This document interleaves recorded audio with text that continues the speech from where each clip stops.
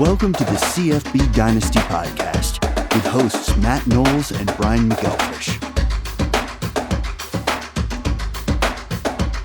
Hey everybody, how you doing out there on the CFBDynasty.com podcast? My name is Matt Knowles. As always, with me, you got Brian McElfish and Doug Gravely. I'm going to point just like this, so I can't point wrong. So, how you guys doing out there today? How you guys doing since the last time we recorded? What's been going on here? What's been going on in your life since the running back show? Any new things you want to talk about? Things that have happened since we last recorded? How you guys doing out there, Brian and Doug? You know, living the dream, man. Bro. Living the dream. Doing good. So we got the first expert Q&A, and naturally it's Florida just because of connection with a guy, David Waters, who's done it before. He's got a great Gators podcast. He's actually the reason I got into the Late Kick by Josh Pate show is because Josh Pate did an interview on my Gators podcast that I listen to. So it's a great show, all about the Gators, intertwined with collectives or the collective and other things. Anyways, he goes on and talks about here. I'll throw it up on the screen for the YouTube audience here. One quick second. Okay, boom. And you can see like whatever, some of the stats, little intro. You get the fantasy playoff schedule, fantasy production from last year, and then it gets into like, okay, what's his favorite place to eat in Gainesville? And then we go into the fantasy questions. So it's all about things that affect fantasy, like how's the offense going to look different from, transitioning from Anthony Richardson to Graham Mertz. What do we expect from the O-line? How does that compare to the 2022 group, who was really good for the running backs? One of the better O-lines in the SEC. How do we see the running back workload being distributed? What do you think the distribution will be to the wide receivers and tight ends, with some interesting answers between that question and some of the young players that he sees as future breakout players. So a great post, and one that I look forward to doing for all the teams that we can get to answer. And those are super fun. And also, like, this is how you find out about some of those diamonds in the rough. Can't wait to kind of continue this on for many more teams. We got Wyoming ready to launch, Ole Miss ready to launch, and plenty more to come from this. Typically one of our best performing and our audience's favorite types of posts here because of that inside info. Well, that's good stuff. I'm really glad to hear that there's some, for Wyoming to be one of the first in the first batch, that just goes to show that this is not a Southeast SEC, ACC bench show, that we really want to truly cover across the country, nationwide, get everybody involved, because you aren't going to win college fantasy football if all you're doing is focusing on the Southeast. You got to have a nationwide reach, understanding of all the players that are out there. So that's great. I'm glad to see Wyoming's going to be one of the first in that bunch. Mm-hmm. So speaking about out west, I saw a news article just yesterday that was very interesting. It said that the Pac-12 could have an unprecedented statistic this year. It could have all 12 quarterbacks starting in the Pac-12 could be someone that came out of the transfer portal. And obviously the transfer portal is being used more and more as the years go on. But it's been completely the door's been blown right off it in the last year or so because of the ability for people to move without any issue. The transfer portal is so easy for a player to get into and get out of. What do you guys think about the fact in college football having a conference like that with 12 starting quarterbacks that came out of the transfer portal? And what do you think about that, the effect of that on the college fantasy game? Oof, that's a loaded question, and I do worry about how it affects the overall college football game, not just college fantasy. But yeah, it's interesting because in college fantasy you typically follow the coordinator hires anyway. But now you follow, the coordinator plus obviously what portal players are coming in and how they're going to gel. Like, you never know how an O-line's going to potentially gel, and you never know how a quarterback's going to do in a new system. But in a lot of cases, like Caleb Williams, you just know it's going to be great. So it's an interesting anecdote there, though, that all of the starters potentially will be transfers. It just adds to the complexity, really.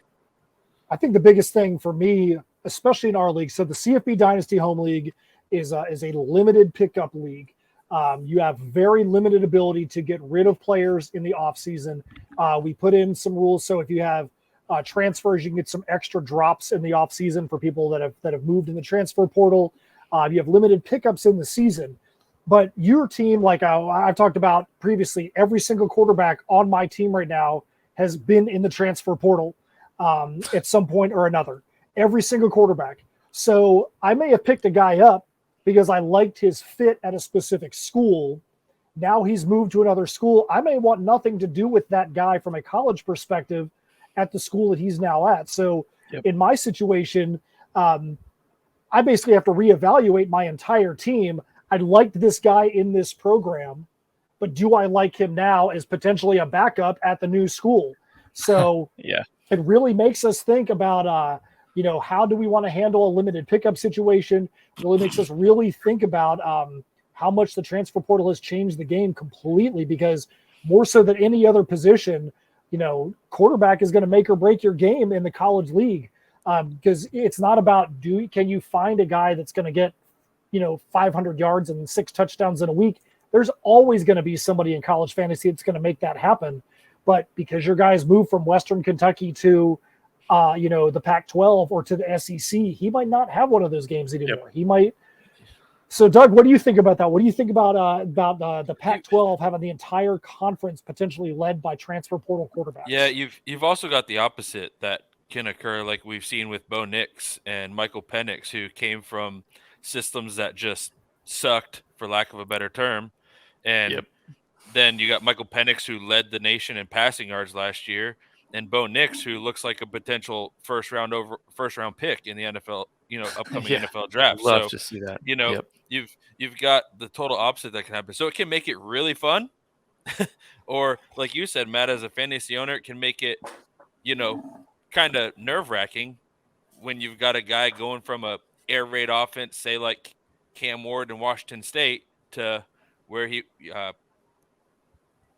wherever, I don't even remember where he went, but or he came from a small school and went to Washington State, who's still a passing team, but it's just a different level of competition. So Incarnate Word. To your point, to your point, Doug, on the Bo Nix situation there, like, you got him in a trade in the off season, right? No, super cheap. Got him as a free agent pickup. He was dropped. Free agent pickup because he was cut. Yes. Mm-hmm. So that's where if you want to take a shot at one of these guys who are getting a fresh start and they're uber talented like him, where he just looked like he had lost it, it's risky. But dang, like I traded Michael Penix, by the way. You traded Penix? Yeah. So and to correct myself before you guys bust on me, I don't have every quarterback in the portal. I have all but one that was in the portal, and then I have the 18th year senior Frank Harris, who's also on my squad. So I've got guys that just should never be on my team in the first place at the schools they are. Like I said, Frank Harris about to collect his Social Security check, still quarterback in UTSA. He's going to retire at college. Hey, if he can get his face in the video game, he might be able to get himself an NIL deal for the rest of his life. You never know. You ain't kidding. Anyways, today's show, we're going to be talking about Devy for wide receivers, the Devy rankings for wide receivers. Once again, Brian, just briefly, for those that may just be picking this podcast up, for the first time, they've never heard the phrase Devy. Explain to them really quickly the difference between a college rankings list, a college to pro rankings list, and Devy, so that they're not looking at this ranking and going to their college draft using the Devy list and being super mad at us because they're like, these guys didn't produce me anything this year. What's the difference between those three real quick? Yeah, Devy, really quick, is on the NFL side, it's the most common use is you draft these players like around now after the NFL draft happens, you have a Devy draft and you're picking up players that have pro potential. And then you just stash them as assets that you can trade on your NFL side of things. And then you have the college side where you can have them on your college fantasy roster in a college to pro like dynasty style format where you have, that's where you've got to kind of balance out college production along with NFL potential, depending on positions you have at need. So it's more of a roster management. You feel more like a general manager kind of thing because you're working with two teams. You got to make sure you've got a balance of pro potential coming up at quarterback, running back, wide receivers. Otherwise, you're making trades and stuff to make it happen. But super fun. And then you get to kind of follow them throughout their college career. In a lot of cases, you're potentially drafting them like fresh out of high school. All right. So with that being said, we are going to jump right into the top 25 list wide receivers for college fantasy football, Devy. Actually, it's not for college fantasy, for Devy. So one thing that we saw in the running backs list, there was only one team outside the upper tier of the Power 5 that made the list. As we go through this list on wide receiver, let's see, is it going to be all upper Power 5 again, or are there going to be some guys out there that might be on the list that may not be upper Power 5? I can tell you, because a lot of times I've got those guys that are not upper Power 5. It is very difficult for them to break into the pros.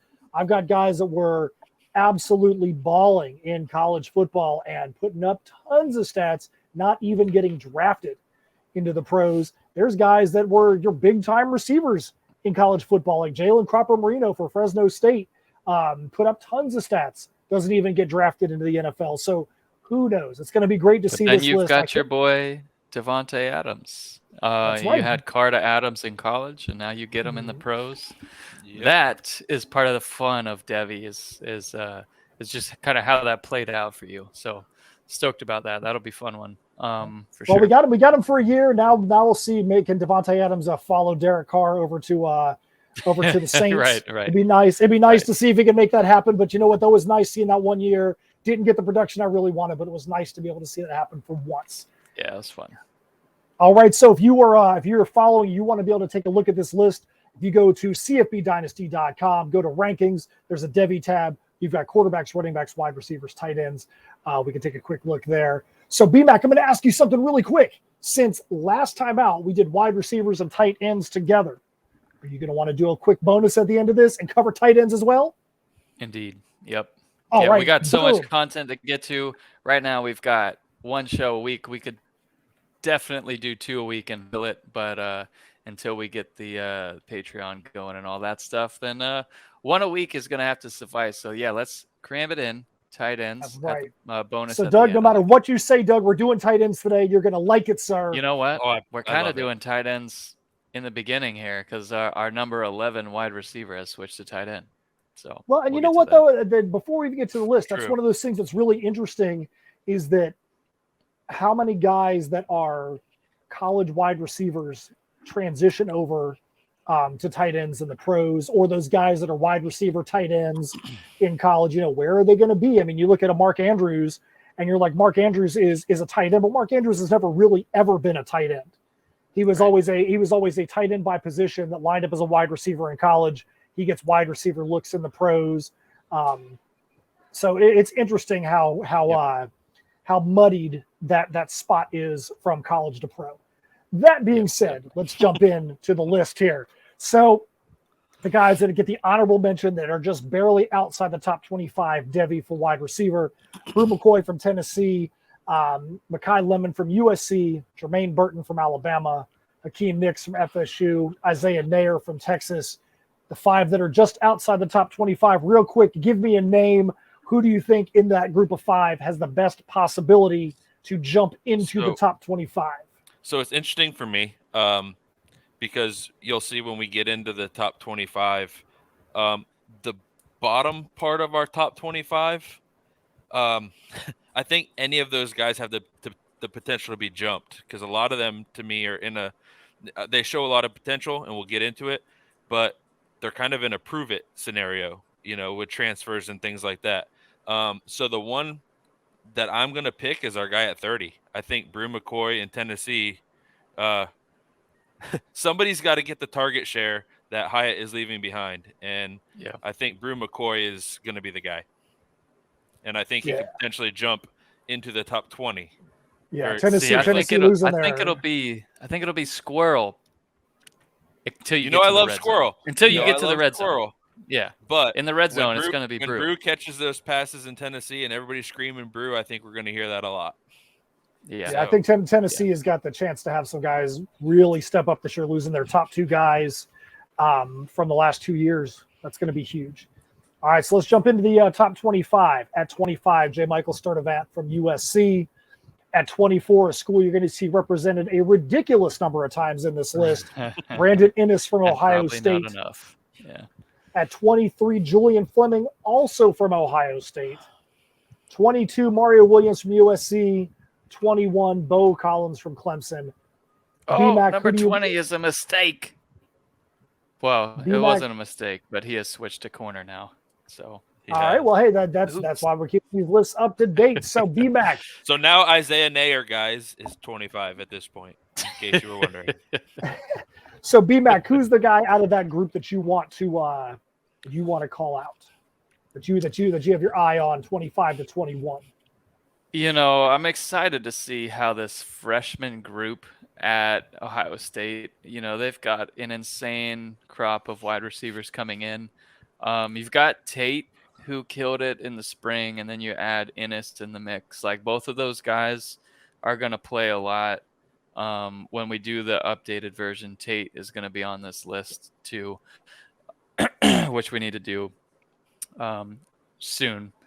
Anyways, Inniss is someone who has good breakout potential. Sturdivant, he was solid last year at Cal, and I think he's someone that has potential, but I'm worried a little bit about the wide receiver potential, with the potential of a freshman quarterback kind of taking over there in like a run heavy scenario for UCLA.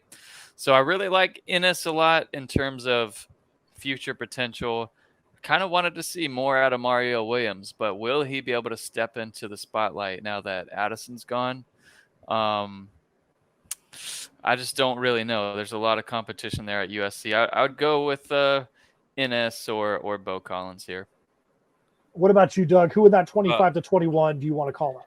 Yeah, you guys know I've talked about him in the last a bunch of shows. Sturdivant is a guy to watch for me, but picking out of this list, I'm going to go Bo Collins. I love guys with size, and Sturdivant's got size too, but I love guys with size going into the pros. He's 6'3", 210.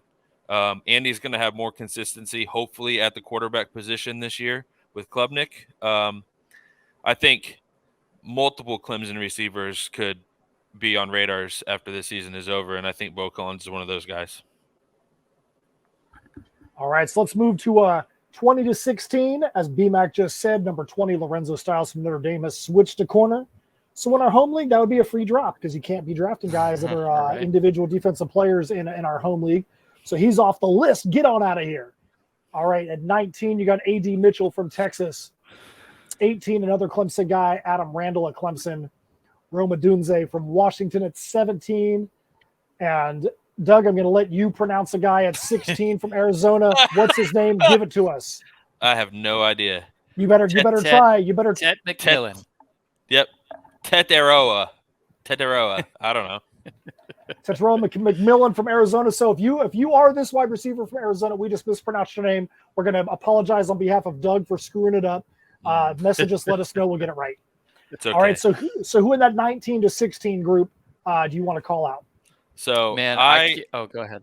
Oh, I was going to say, I've heard and read and seen some highlights, and A.D. Mitchell at Texas apparently is having a really good spring. You see that one-handed catch in the spring game? Yeah, back of the end zone.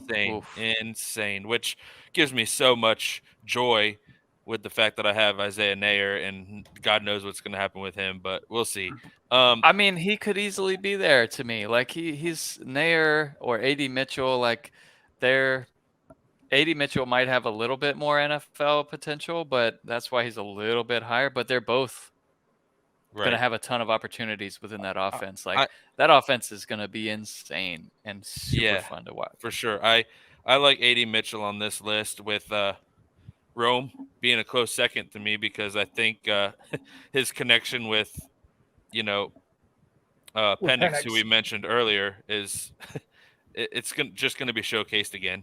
So I can see Rome being a close second to AD Mitchell for me on this list. Yeah, that was the one I was going to call out there too, just because of the quarterback on his side. I think that anybody from Washington, you got to keep your eye out there. You're talking about what was it? The best? Didn't Washington have the best offense in passing offense in college football last year? Yeah, he led the nation in passing yardage. Yeah, yardage wise. So it's like, if that's something. I mean, obviously, if he's going to lead the nation yardage wise, those yards have to go to somebody or have to go to a bunch of people. So getting a Washington receiver is probably going to be good. But again, this is a Devy list. So there could be guys out there getting tons of yards, but are they going to be able to translate that into the program? Right. All right. So let's look at 15 through 11. You got Dorian Singer at USC at 15. Another Washington receiver, Jalen McMillan from Washington at 14. Troy Franklin, Oregon at 13. Ja'Cory Brooks, Alabama at 12.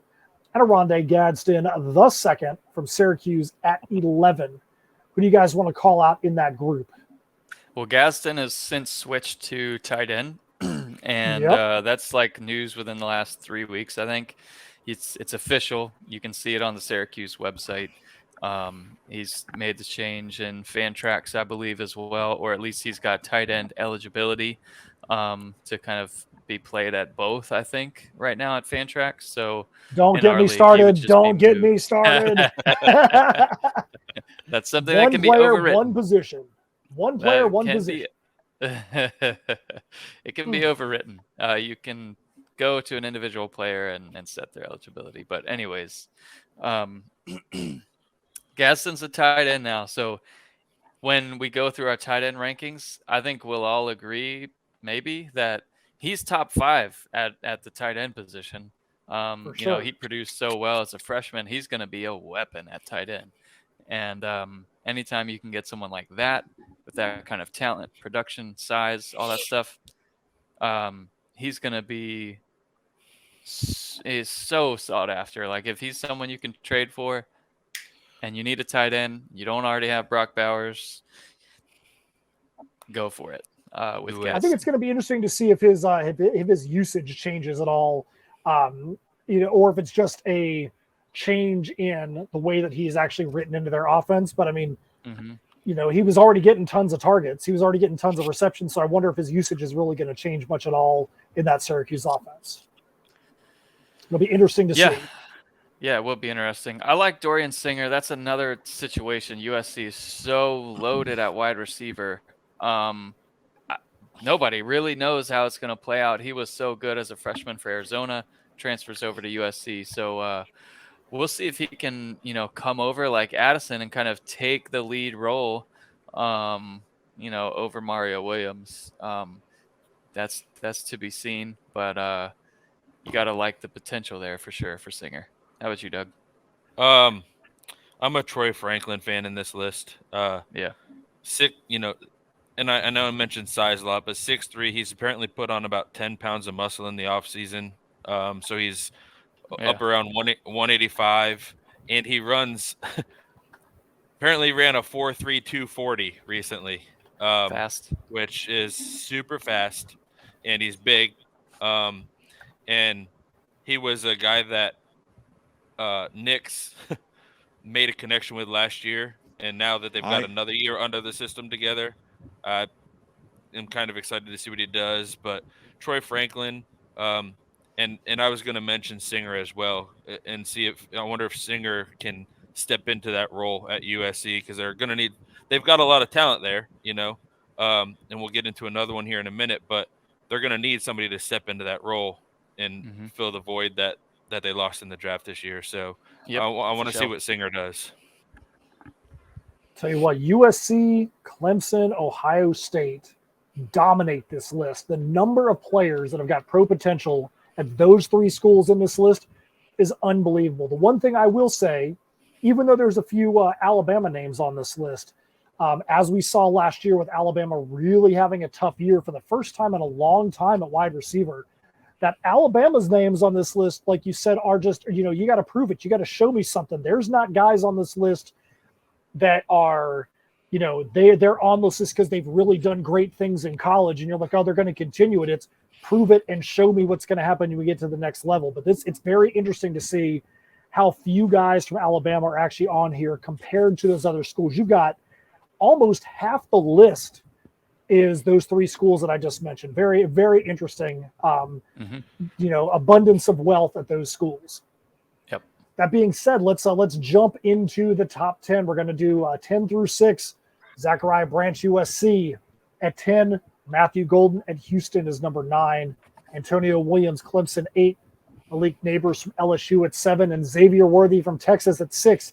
Doug, who's the guy you have your eye on the most in that 10 through 6 group?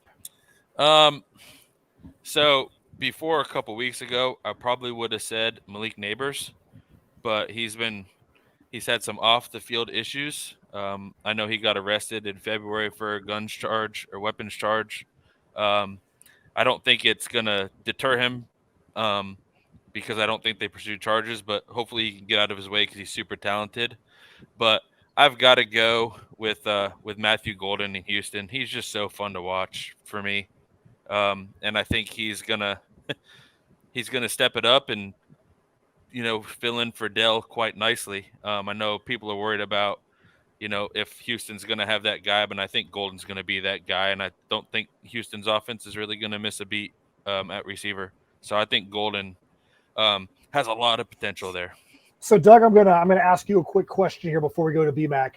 So you bring up Matthew Golden, and I think that in a college situation, in a college draft, you're dead on that somebody's got to come in and take over that Tank Dell position. Do you think that Golden has got the same type of possibilities of getting drafted? Tank Dell was drafted pretty high in the NFL. There's a good chance he's going to actually do some damage in the NFL. Do you think Golden is going to be able to come in and just fill his role in college, or do you think he's going to be able to be on that same path as Tank Dell and perform well in college and also get drafted highly into the pros? I think he can get drafted in the pros. I don't know about super high. I think he is a draft pick eventually. I don't know how high of a draft pick. I know physically he's super strong. They say he benches around 400 pounds, things like that. So who knows? I don't know. Physically, it sounds like he's, kind of one of those athletic freaks. But I guess we'll have to see, because you also have to wonder at some point what Houston's going to do at quarterback. So I think it really depends on how much he's showcased. Like Dell was showcased a lot. They had consistent quarterback play, and I think that's one of the big questions going into this year is how consistent are the quarterbacks going to be able to get somebody like Golden the ball. Same question to you, B-Mac. Do you agree or disagree with Doug's take, and why do you disagree? On Golden specifically, I think he's got, second, third round pick potential in the NFL draft. Like, I think he's that good, and his production is definitely going to be there. So I like him a lot. Like, he's going to have a loaded highlight tape by the end of his career in that offense at Houston. So love his potential. Zachariah Branch, I did want to talk about size. He's 5'10", 165, so he's smaller than your prototype NFL wide receiver. So you're talking Devy rankings. Similar to what we talked about on running backs, if you're not up to the standard size, you've got to be super elite in other areas of your game, and he's got those attributes, man. In terms of, you saw it too in the spring game, not that we're ever going to judge anyone's how good they are going against USC's defense, but you got to love his quick twitch, his he's incredibly bursty. As soon as he catches the ball, he's up to top speed super quick, and his top speed is incredibly fast. You saw it in the spring game. You saw it in the sheesh. All-Star game, in the high school All-Star game. He made some of those guys look like cones in the All-Star yeah, game. Like they were just standing right. there, couldn't touch him. Like he's super elite in terms of speed, quickness, good hands, all that stuff, and he's going to be featured and get some early opportunities for sure during the season. So I like him a lot. You think more in the Tyreek Hill isn't, your prototype size. Branch is going to be more like that, or a Jalen Waddle would probably be a better player comp for him, where he's a little undersized but like super quick. I think one other thing, a small thing to keep in mind when you're talking about guys that are really small like that as a wide receiver, and this is a Devy discussion, is the change that was just approved in the NFL. When we're recording this, it was just approved in the last couple of days, that the NFL is now going to the exact same rules as college when it comes to kickoffs, to where you can fair catch a ball inside the 25 and it's going to be moved out to the 25, trying to do whatever they can to try and legislate away a lot of the big collisions, but it's also going to legislate away the ability to get a lot of big returns on the kickoff game.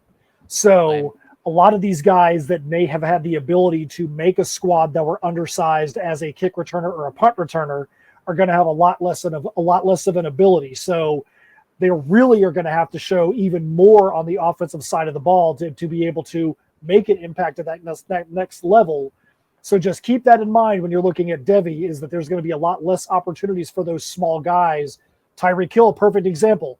What did Tyreek Hill do earlier in his career? He was an elite kickoff and punt returner, and that's part of what made his name. Now he's doing less and less of that, and he's just blowing by defenses on the offensive side of the ball. But if Tyreek Hill was moving into the NFL right now, he might not even have that opportunity to showcase his skills to be able to become the weapon that he is on the special team side of the ball.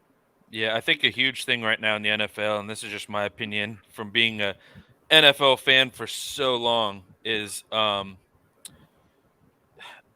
seeing more so too, if you're a really crisp route runner in the NFL, you're going to find ways to get the ball in your hands. So I can see my player comp for Zachariah Branch, without watching him play much, would be kind of like a Tyler Lockett kind of guy from Seattle who can beat you over the top, but he's got amazing route running ability, and he's only 5'10". So, I mean, shorter receivers that are really great at running routes can make it. I mean, yeah, another one. And if you look at the data, you can see over the last few years there has been a shift. Like the average wide receiver size getting drafted in the first 3 rounds is shorter and lighter.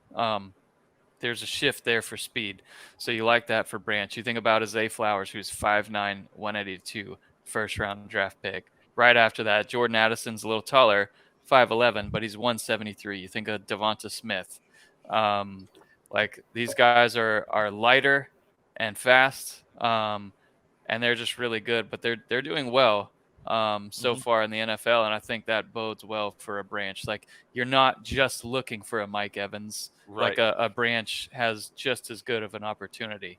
So yeah, love Branch. It's like you said earlier, Brian, like, is he going to get a lot of red zone targets? Probably not, but he's got the potential to make a 10-yard slant pass and turn that into a 60-yard touchdown at any moment. So yeah, Worthy is another one in that boat where he is the prototype height at 6'1", but 163, super fast. That's not going to affect his draft stock at all. Look at Hyatt. Hyatt's a great example. He was super light and he got drafted, and people are still talking high about him. So he was taller, but he was, I think, in the 170s. So it ain't a big deal for these people anymore. Worthy someone who is healthy this year, and in that offense, he might not get as many with A.D. Mitchell coming in, and Doug's boy transfer from Wyoming, Nair, being healthy. Like maybe Worthy's production isn't as good, but I think you'll see his draft stock potentially even rise up this year. I like Worthy a lot in that Texas offense. He's going to be, a feature receiver, obviously. All right, so now we're going to move. We're going to do 5-1 here, all in one little group. Because I know BMAC's going to get excited. He wants to talk about the top of the list. Let's do it. All right, so you got Barion Brown from UK, from Kentucky at number 5, and that's a big one right there. It's a name that we have never mentioned. I don't think his name has ever come up on any one of our shows until right now, and he's at the top 5 for wide receiver Devy rankings. Emeka Egbuka, a name that we mentioned probably every single week last year on the weekly rankings. Yes. From Ohio State at number 4, Luther Burden from Missouri at 3, Evan Stewart from Texas A&M at 2, and then the other guy that was pretty much mentioned every single week. If we had a nickel for every time his name came out of our mouth, this podcast will pay for itself. Marvin Harrison from Ohio State at number 1. So, BMAC, we're going to go to you first. Who do you want to call out in that group 5-1? Do you think there's a tier there, like in running backs? Who are you most excited about? Obviously, Harrison, I would think, would be number 1. You'd be most excited about him. But who do you want to call out in that group of 5 there? If there's a tier, honestly, I think it's Marvin Harrison alone. And then everybody else. But yeah, so Evan Stewart, it was super painful. I love Evan Stewart. I had to trade him in a move to get Breece Hall because I needed an NFL running back. Oddly enough, because I had a couple other injured running backs, so I took one coming off an injury. Whatever. I like his future anyways, Breece Hall. But it was painful to trade Evan Stewart. I do see a path for Texas A&M where the wheels fall off by week 5 and the Petrino hire doesn't work. That would ultimately probably hurt Evan Stewart, but I think he's talented enough to where he's going to get an elite NFL look, first round potential for sure. Him and Burden, Egbuka, Barion Brown, Harrison, all, potential, and Worthy, potential first round picks. Agreed. What about you, Doug? Who's your top guy that you're really excited about here? So you mentioned Barion Brown, a guy that wasn't really talked about very much, right? We haven't really mentioned him at all. But you look to a game this year like, a game against Georgia, the national champs, where he had 10 receptions for 145 yards and a touchdown. The only score that Kentucky had that game was from him. Yep. And you can compare that to, very minimally because he got hurt, but another receiver that shredded Georgia's secondary that not many people did was Marvin Harrison before he got hurt in that game. So there's really only 2 receivers you can point to that shredded Georgia's secondary this year, and one was Barion Brown, a guy that's never really talked to, and Marvin Harrison. And I'll let Matt answer this, but I feel like they got an upgrade at quarterback from Will Levis to Devin Leary. Yeah, I think that I was going to say that's one of those where, he's going from elite level quarterback to elite level quarterback. It's on one hand, you would say it's shocking that Devin Leary is still in the college game right now, but he has dealt with so many injuries. He was already expected to be in the NFL by this time, but I think it was a smart move for him to come back for another year because he's had so many injury concerns over the last few years that he needs to be able to show that he can actually make it a full season. And I think he made a great move to go to Kentucky, and I think that really is going to help Barion Brown right there to be able to have a great season this year and hopefully be able to get his draft stock up. Yeah, I think there's a lot of focus on, Dane Key, for example, for Kentucky and what he did in a couple games. And I think, with the addition of the quarterback there and with Barion Brown, you could have a good 1-2 punch at receiver for those guys. And I think Barion Brown could benefit and be in a lot of one-on-one coverage, and it could be a fun offense to watch, scary for some SEC defenses. But yeah, I think Barion Brown is a guy that needed to be mentioned, and I'm glad that, Brian put him in these rankings because he wasn't on my list until I started watching some tape on him. So all right, so that's the end of the wide receiver list. We want you to go up to to our Discord page. Let us know who you agree with, disagree with, who you'd move onto the list, who you'd move off. But we are going to cover tight ends as well. Like I said, you can go to CFBDynasty.com, the rankings tab, go to Devy. You can look at tight ends. So tight ends are definitely an interesting play. You don't normally see a lot of tight ends getting drafted and actually really succeeding. Maybe one or two that might actually do something. This year in the NFL draft, it was a little different. This year, there were actually 16 tight ends, 16 that got drafted, which is an unprecedented number. And you look at the end of the list that got drafted, you've got guys like Payne Durham from Purdue, Zach Kuntz from Old Dominion, Josh Wiley from Cincinnati getting drafted, 5th, 6th, 7th round. Those were guys that you wanted to have on your team in college because they were stat producers. And those guys are getting drafted, not even in the top 10 tight ends into the pros. So a lot of times people would say, oh, tight ends are insignificant.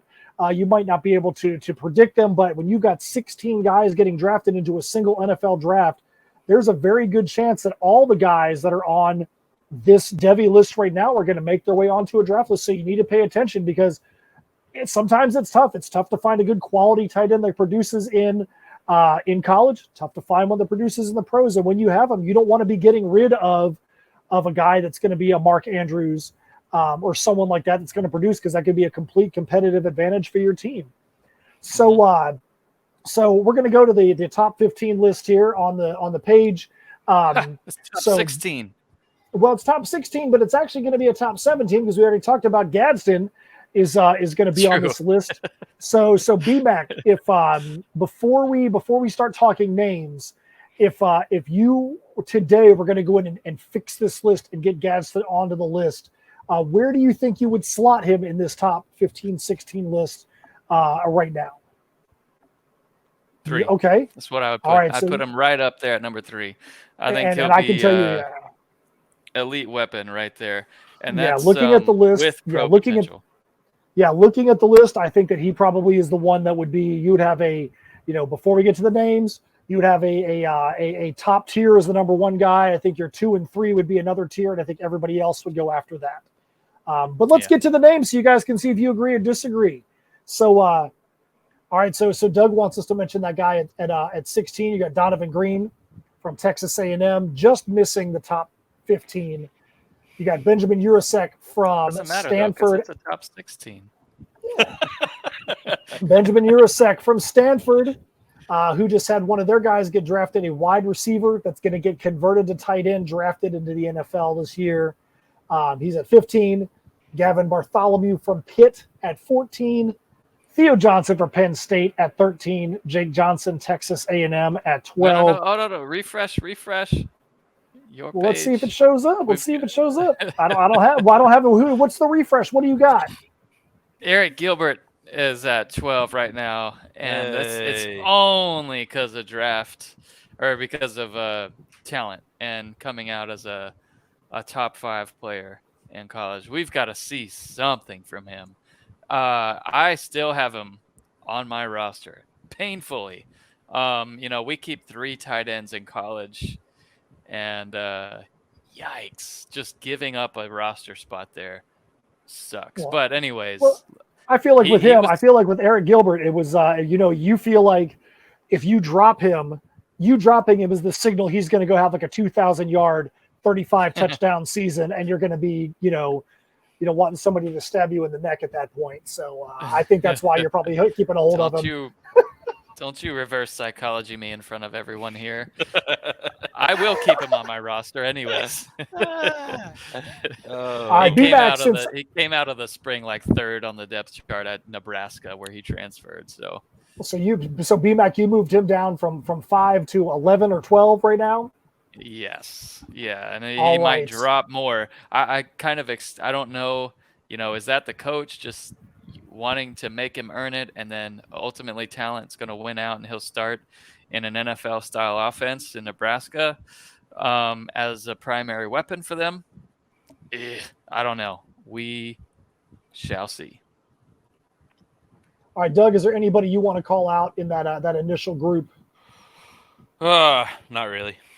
Well, I will say this. The one thing that's interesting is there's 2 Texas A&M tight ends on the list That's pretty wild that you got 2 Texas A&M tight ends. You don't normally see that unless you're Utah, where you've got Dalton Kincaid. You got 2 guys that have a chance to produce. You don't normally see 2 tight ends on the same college squad that have got pro potential. All right, so let's move into the top 10. You got Michael Trigg from Miss at 10, Jaheim Bell, FSU at 9, Deuce Robinson to be determined. USC. So Deuce Robinson. No. USC. He's at USC now. All right, so USC at 8. So he was on the list before we even knew what school he was on, because it's about pro potential. Doesn't matter what his college is potential. Right. It's about the pro potential. Oscar and then Delp it's worth noting, since we were on Deuce for a second there, that Nicholas Harbor at South Carolina is probably going to be an edge rusher, but also has tight end potential. If he's a tight end, he's on this list. He's top 5 on this list. That's wild. And then Brant Kuithe from Utah, and that's the guy that he got injured last year that gave Dalton Kincaid the opportunity to be able to become a first-round draft pick in the NFL. That is incredible that before injury, Kincaid wasn't even the starter behind this guy, and then Kincaid went completely nuts, became a first-round pick. So we'll see if old Brant here can make himself a first-round pick as well. Yep. All right, BMAC, I'm actually going to let you read off the top 5 on that side, because I think you've got the refresh and you've got the up-to-date, up-to-the-minute top 5 list on your side. Yeah, so I'm going to go down from 7, where we have Deuce Robinson. We've got Oscar Delp at 6 for Georgia. Brant Kuithe for Utah at number 5. Bryson Nesbitt, UNC at number 4. Mason Taylor for LSU at number 3. Jatavian Sanders for Texas at number 2. And of course, number 1, tier on his own, best tight end we've seen in quite a while, Brock Bowers from Georgia. And we already said that Aronde Gadsden, the second, would get slotted in there between Sanders and Taylor. Yep. So obviously we've already talked about these different guys at the top. Brock Bowers, let's just go to him. How do you feel about Brock Bowers in comparison to all the big-time tight ends? This was probably the best tight end class that we've probably ever seen as a whole go into the NFL draft all at once. What do you guys think about him? If he would have come out this year, where do you think he would have slotted into the NFL draft? He would have been the number first 1 tight end. probably. Yeah, number 1 tight end, top 10 pick. You think he would have gone ahead of Kincaid? Yeah, easy. 100%. He's even great at catching the ball, and he can also block. So something that honestly Kincaid hasn't really shown that he can do. He's a pass catching tight end. Brock Bowers is legitimately both. And he runs a 4.4, like at his size, like it's the perfect tight end. All right, so there you go. That is the wide receiver list for Devy and the tight end list for Devy. Let me throw in one quick little snippet here. That is almost the wide receiver and tight end list, but Doug's got a comment first. Doug, what you got? So they are not on the rankings, and maybe Brian will disagree with me here, but 2 guys I think to keep an eye out for is Luke Lachey, I think his last name is, out of Iowa. Iowa always produces some good tight ends. And also Arkansas's new target with Gums could potentially slide into this list as well. Yep.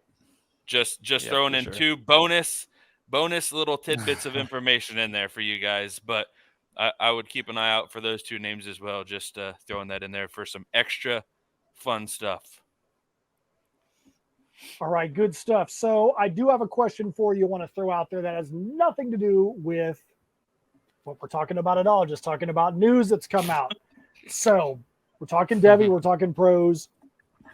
So a couple of weeks ago, the NFL said we are going to, in part of our collective bargaining agreement, we're going to be able to start flexing Monday night games. So previously you could flex and move up and down the schedule, where you could have a 1:00 Sunday game that might get flexed to the Sunday night game. Now the NFL says they're going to flex Monday night games as well. So a game could get moved from Sunday to Monday. This week, the insane ridiculous, absurd comment that they now say that in the last 5 weeks of the season, with 28 days notice, they could flex a game from Sunday to Thursday. What do you guys think about the fact that they could flex games?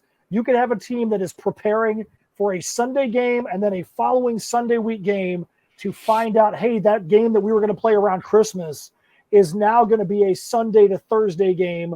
You could probably tell my opinion on that is absolutely absurd in my opinion. Doug, BMAC, what do you think about that? I don't like it at all. I don't think it gives teams time to prepare properly. I mean, I don't know. To me, I just don't like it.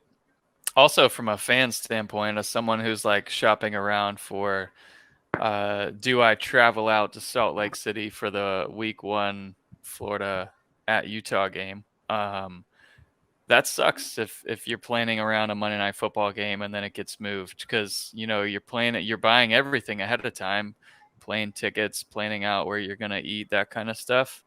Really sucks from a fan standpoint too.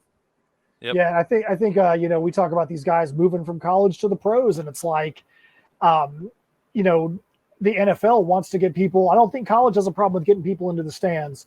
In the NFL, they wonder why people don't want to pay the insane rates to go to these pro games. And that, to me, like you said, BMAC, is just going to force people to be like, you know what? Why would I want to go and buy a ticket to a weekend game that they're now going to throw in the middle of the week?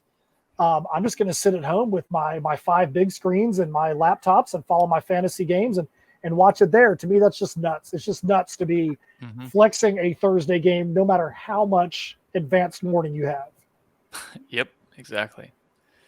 And then you wonder too, no, I'm not even going to get into it. Save this for another time. But I will say, Doug and I have round 2 coming up Monday of our bet here. We've got our match 1v1 golf challenge where we've got 4 rounds.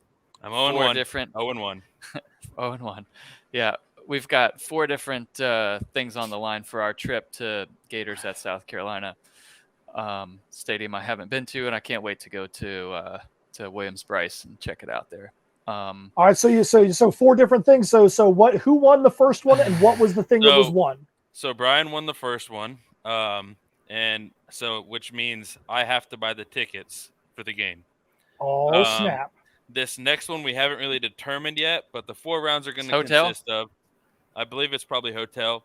Yeah, then I think so. Round 3 would probably be gas to get there, and round 4 would be food while we're there. So here's the potential here, guys and gals that are listening to this, that has me stressed out and on the edge of my seat to where I might run Brian over with the golf cart after hole 1 on Monday. But I have the potential here to lose all 4 rounds, which would mean Brian is my boss, so I should get a raise, so I can afford to pay for all 4 whoopsies that I decided to do, because we all know, Matt, you know this, being a lifelong friend of Brian, anytime you bet this man in something, somehow he kicks it into like gear 6. He's always right around gear 4 or gear 5, but he kicks it into gear 6, and it's like, okay, what the devil? I've played golf with you before. Where did this come from?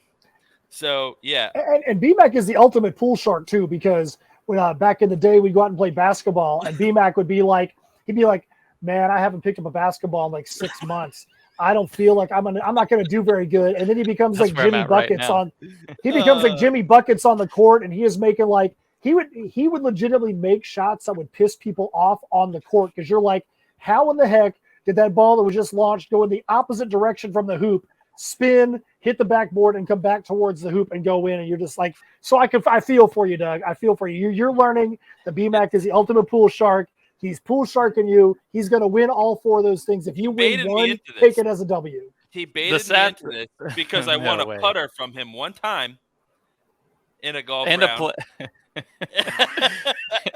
And Will Mallory. And Will Mallory. I lost. So I win a putter and Will Mallory, and now Brian's like, I got an idea. We're going to make Doug pay for 4 things, and he's going to agree to this because he just beat me in a round. So it's going to be great. I think overall, I'm probably 1 for 25-ish when Brian and I have played golf. All right, so hold on for a second. Hold on for a gosh darn second here. I doubt that. So as the guy that's all about the rules in fantasy football, are you saying that BMAC made a trade outside Plead the fifth. Goodness. No, Matt, listen. We had 2 versions of the trade. We had 2 versions of the trade. So it was basically get a pick from me.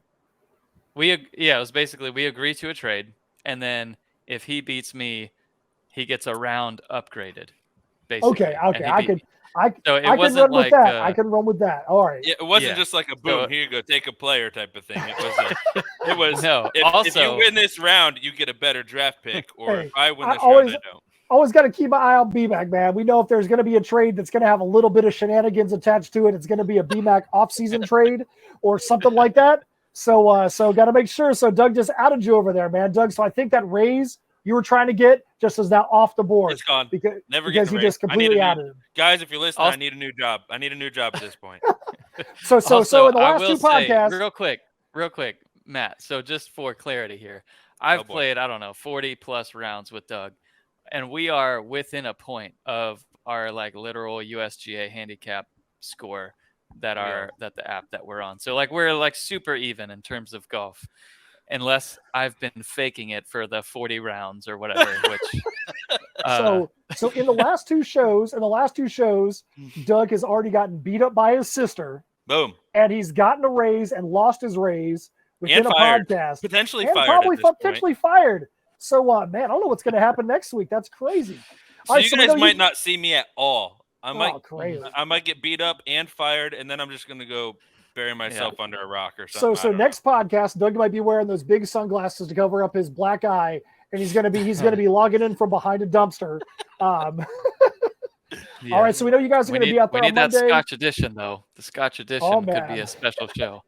That could be special. The next 2 weekends, you want to see me, you can go to Leesburg, to Lake Square Mall, Lake Collecticon. I'll be there on June 4th as a guest of that show. But if you're in the Ocala area, you do not want to miss Spookala. That's going to be at the World Equestrian Center June 9th, 10th, and 11th. They've got some great guests up there. Rainn Wilson from The Office, Dwight Schrute, Seth Green is going to be there. Ron Perlman's going to be there. Ton of guys. Ton of actors and actresses from a lot of horror movies that you may know and love. You're going to have Wage War from Ocala is going to be doing an acoustic set. Jeff Hardy, a wrestler from WWE and AEW fame, is going to be there. And Mick Foley, Mankind, Dude Love, Cactus Jack, children's book author. He's also a stand-up comedian. He's going to be doing a stand-up comedy set on that Friday night. So you want to make sure you definitely get yourself out to Spookala. I'll be there. It's going to be a great time. So while Doug is out there getting pool sharked by BMAC, I'm going to be out there running out some Comic-Cons, and we'll have some fun. We will have an update, and in a perfect world, Brian and I split the series and go 2-2 in a perfect world, but we'll see what happens. I think the only way that happens is if it happens just like with the Miami Heat, where they decided to let Boston win one of these games in the series. Wow. So if BMAC decides to let you win one, so that way, he can feel like he didn't just completely bull shark you. I think that might be what happens. Man, the confidence level that Matt has in me is it's just realism. It's not confidence in you, man. It's like, BMAC is just going to find a way to raise the game, or he's going to find a way to change the rules in the middle of the game. I will tell you this. It's going to come down to putting between Brian and I, and it always does. It always comes down to who's better on the greens. So we'll see what happens. Yeah. All right. Good stuff, guys. Good stuff. BMAC, what is the next show that we have coming up? I know we just went through all of our preseason rankings, all of our Devy rankings. I don't even know what the heck the next show is we're going to have. I don't know. It's going to be a surprise for us too, guys.